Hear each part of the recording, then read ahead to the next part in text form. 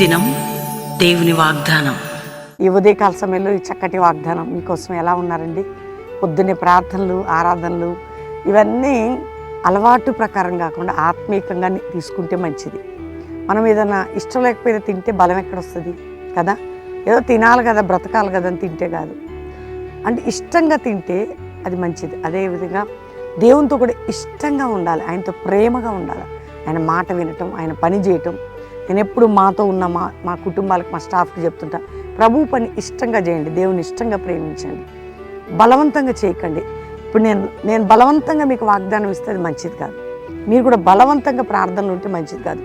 అమ్మో చేయకపోతే దేవుడు చంపేస్తాడు, అలా ఇష్టపడ్డండి. దేవుడు ప్రేమతో, దేవునికి ఇష్టమైంది అంటే ప్రేమ అనేది 2 అక్షరాలు, కానీ అది ఈ లోకానికి తన జీవితాన్ని తీసుకొచ్చాడండి యేసయ్య. అంటే ఆయన్నే అర్పణ చేసుకున్నాడు. అందుకని మళ్ళీ చెప్తున్నాను, రక్షణ లేని బిడ్డలకి ఇదే రక్షణ దినం నాన్న. యేసు ప్రేమ కలిగినాడు, ఆయనకి నీ జీవితాన్ని ఇస్తే, రక్తం కార్చి ప్రాణం పెట్టిన యేసయ్య నిత్య జీవం పరలోకం ఇస్తాడు. ఈ రోజులు ఎలా ఉన్నారు? ఏ కండిషన్లో ఉన్నారు? మీ ఇంట్లో ఏదైనా బాధలు, పొద్దున్న లేవగానే దిగులతో, లేచుడుతోనే అసలు రాత్రి కలపతో పడుకున్నారా? ఒకవేళ ఏ దేశంలో ఏ టైం ప్రకారం మీరు వాగ్దానం వింటున్నారు? ఒక మాట నేను చదువుతున్నాను. మరి 146 కీర్తన 7వ వచనం, అద్భుతమైన మాట. బాధింపబడి వారికి ఆయన న్యాయము తీర్చును, ఆకలి కొన్న వారికి ఆహారం తెచ్చును, బంధింపబడిన వారిని విడుదల చేయను. న్యాయము తీర్చును, విడుదల చేయను. బాధింపబడి వారికి అటు న్యాయం తీరుస్తాడు, బంధించబడిన వారిని విడుదల చేస్తాడట, ఆకలి కొన్న వారికి ఆహారం పెడతాడు. ఇహలోక ఆకలి కొన్న వాళ్ళకి ఇస్తాడు. నీకు పరలోక ఆకలి ఉందమ్మా? వాక్యం అనే ప్రార్థన, వాక్యము. ఈ ఆకలి ఉన్నోళ్ళు పరలోకంలో ఒక మంచి స్థానాన్ని సంపాదించి, ఈ ఆకలి ఉండాలి మనకి. మరి ఈరోజు నేను దేవుని కొరకు ఏదో ఒకటి చేయాలి, నా ప్రభు వాక్యం వినాలి, నాకు ఏదో ఒకటి ఉండాలి అనేటువంటి స్థానం, అటువంటి ఆలోచన. కాబట్టి ఒకవేళ నువ్వే బంధకంలో ఉన్నా దేవుడు నిన్ను విడిపిస్తాడు. ఏ బంధకం? అప్ప, రోగమా, కీడ, నష్టమా, ఏ బంధకాలు ఉన్నారు మీరు విడిపించడానికి? అందుకనే బంధింపబడిన తప్పకుండా నీకు విడుదల ఇవ్వబోతున్నాడు. బాధ నుండి, బంధకముల నుంచి నేను నిన్ను విడిపించేదని వాగ్దానం. బాధల నుంచి, బంధకాల నుంచి నేను నిన్ను విడిపిస్తా.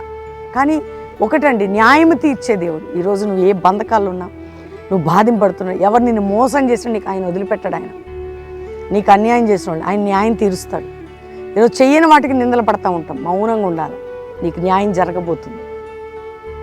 నీ కోర్టు కేసు విషయంలో న్యాయం జరగబోతుంది. నీ పిల్లల భర్త విషయంలో, భార్య విషయంలో న్యాయం, నువ్వు పడుతున్న బాధ విషయంలో న్యాయం జరగబోతుంది కదా. నీ బాధ నుండి, నీ బంధకం నుంచి విడిపించి నీకు న్యాయము చేసేదని ఈరోజు వాగ్దానం. ఆమె బాధ నుండి, బంధకం నుంచి విడిపించి నీకు న్యాయం చేసేది. కాబట్టి ధైర్యంగా ఉండండి, ప్రార్థన చేసుకుందాం. తండ్రి, ఎంతమంది బిడ్డలు ఈ వాగ్దానం విన్నారు? రక్షణ లేని వారికి రక్షణ, రోగులకి స్వస్థత, వ్యాధి బాధలు ఉన్న వారికి విడుదల. అందరూ ఎన్నో బంధకాలు ఉన్నారయ్యా. త్రాగుడని, వ్యసనమని, జూదమని, డ్రగ్స్ అని, పాపమని, చీకటని, ఇంట్లో గొడవలని, కొట్లాట్లని, కోర్టు కేసులని, కుటుంబ పోరాటాలని, గర్భఫలం, ఈ బంధకం నుంచి, ప్రతి బంధకం నుంచి విడుదల కలుగును గాక. వారి డబ్బు తీసుకుని నిద్ర పట్టదు, మా డబ్బు తెచ్చి ఇవ్వాలి ప్రభా. మమ్మల్ని మోసం చేసిన వాళ్ళకి నిద్ర పట్టదు, ధైర్యం లేకుండా చేసి దైవిక భయం పుట్టించయ్యా. మాకు అన్యాయం చేసిన వారిని దర్శించు ప్రభా, నీకు స్తోత్రం. ఏ బిడ్డలు ఎందులో సఫర్ అవుతున్నారు విడుదలయండి. అంతేకాక ప్రభా తండ్రి, ఒకరిని సొమ్ము అన్యాయంగా పట్టుకుని నీకు ఇష్టం లేదు, మా సొమ్ము అన్యాయంగా తీసుకున్న వారికి న్యాయము చేయమని ప్రార్థన చేస్తున్నాం. అంతేకాక ప్రభా, ఎవరి మ్యారేజ్ డే, బర్త్డేని బ్లెస్ చేసి వారి కుటుంబాల్ని, వారి జీవితాలు మీరు వర్ధిల్ల చేయండి. ఎవరికి నాయన ఏ సమస్య ఉందో విడుదల దయచేయండి. ఇంటర్, డిగ్రీ, 10th అన్ని ఎగ్జామ్స్ రాసే బిడ్డలకు తోడుగుండి విజయవంతంగా రిజల్ట్ ఇవ్వండి, ఆశీర్వదించండి.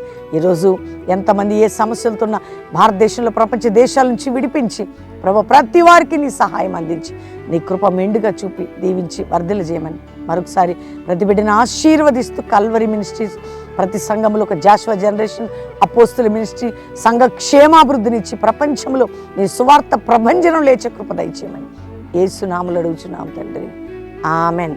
ఈ వాగ్దానం లైక్ చేయండి, షేర్ చేయండి, మంచి కామెంట్స్ పెట్టండి.